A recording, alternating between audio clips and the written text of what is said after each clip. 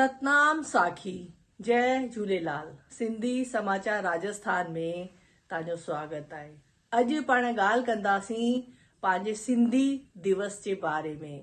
ॿी ॻाल्हि कंदासीं सिंधी दाल पकवान जेके पूरे विश्व भर में मशहूर आहिनि। इन जी सुठी ऐं सुहिणी जानकारी तव्हांखे सिंधी समाचार राजस्थान जे द्वारा ॾींदासीं। 10 अप्रैल 1967 में भारतीय संविधान जे 8 प्राचीन सिंधी ॿोली खे सम्मिलित कयो वियो हो।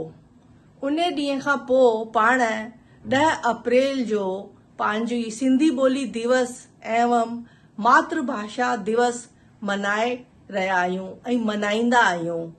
इन ॾींहुं झूलेलाल साईं जे मंदिर घणेई पंचायतूं पंहिंजूं सुठियूं सुठियूं वीचार गोष्ठियूं ऐं समारोह कंदा आहिनि।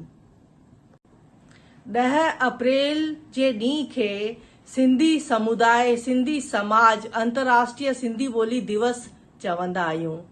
असांजो जागृत करण जो कारण इहो आहे सिंधियुनि खे कि पाण पंहिंजी संस्कृति, पाण पंहिंजी सभ्यता, पाण पंहिंजी वेशभूषा, पंहिंजा खान पान न भुलिजूं, न विसारूं।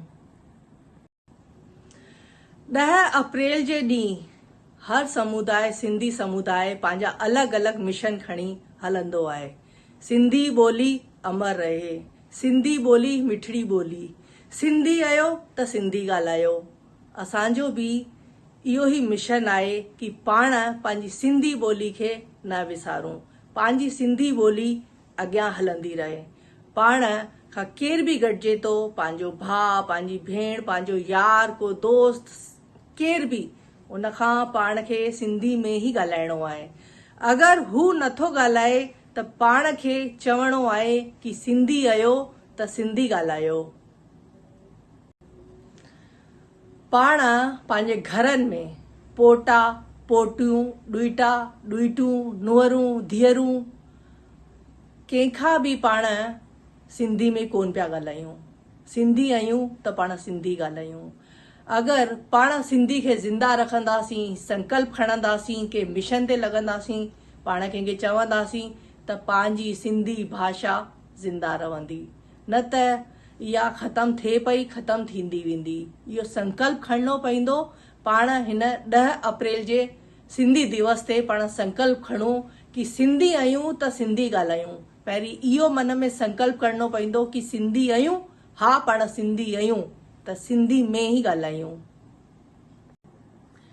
11 अप्रैल जे ॾींहुं पाण सिंधी दाल पकवान दिवस मल्हाईंदा आहियूं। इन दाल पकवान दिवस जो श्रेय मातृशक्ति खे थो वञे।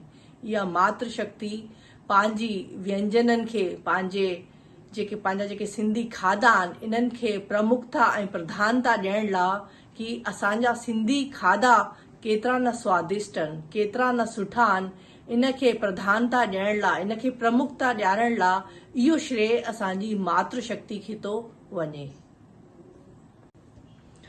11 अप्रैल जे ॾींहुं विश्व दाल पकवान दिवस मल्हाईंदा आहियूं। पंहिंजी मातृशक्ति, पंहिंजे व्यंजननि खे, पंहिंजे खाधनि खे प्रधानता ॾियाराई कि असांजा खाधा केतिरा न स्वादिष्ट आहिनि। अॼु बि को स्टॉल ॾिसंदा आहियूं त हिकदमि हर वर्ग जो माण्हू बीह रहंदो आहे, चवंदो आहे वाह तव्हांजा खाधा केतिरा न स्वादिष्ट आहिनि, जंहिंमें दाल पकवान जी त ॻाल्हि ई छा चइजे।